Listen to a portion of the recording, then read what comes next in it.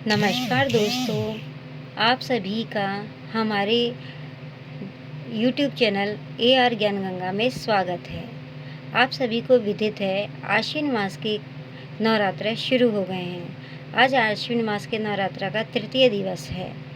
आप सभी को आश्विन मास के नवरात्रों की शुभकामनाएं।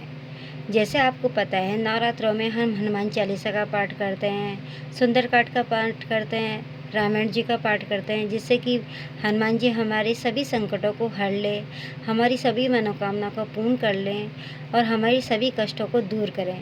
उसी तरीके से हनुमान जी की की कथा पढ़ने से भी हमारे सभी मनोकामना पूर्ण होंगी और हमारे सभी संकटों का नाश होगा और हनुमान जी की हमारे ऊपर अत्यधिक कृपा प्राप्त होगी। इसलिए हम हनुमान जी के जन्म की कथा सुनाते हैं। हनुमान जी की जन्म की कथा। हनुमान जी का जन्म त्रेता युग में अंजना के पुत्र के रूप में हुआ था। अंजना असल में पुंजस्थला नाम की एक अप्सरा थी, मगर शाप के कारण उन्हें नारी वानर के रूप में धरती पर जन्म लेना पड़ा।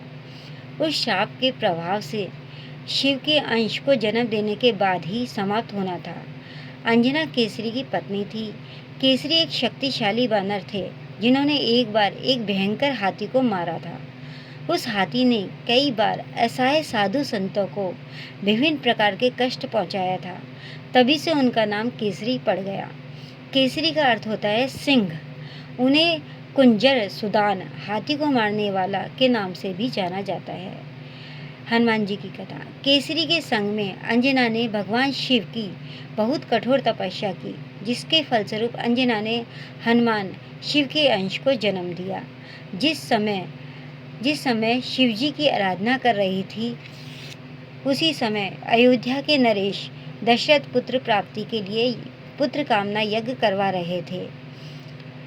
फलस्वरूप उन्हें एक दिव्य फल प्राप्त हुआ, जिसे उनकी रानियों ने बराबर हिस्सों में बांट लिया, ग्रहण किया। इसी फलस्वरूप उन्हें राम, लखन और भरत शत्रुघ्न पुत्र रूप में प्राप्त हुए।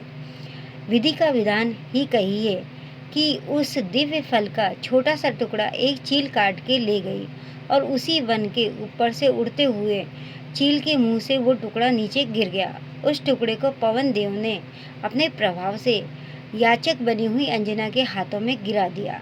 ईश्वर का वरदान समझकर अंजना ने उसे ग्रहण कर लिया, जिसके फलस्वरूप उन्होंने पुत्र रूप में हनुमान जी को जन्म दिया। अंजना के पुत्र होने के कारण ही हनुमान जी को अंजनेय नाम से भी जाना जाता है, जिसका अर्थ होता है अंजना द्वारा उत्पन्न। जय श्री कृष्ण। नमस्कार दोस्तों, आप सभी का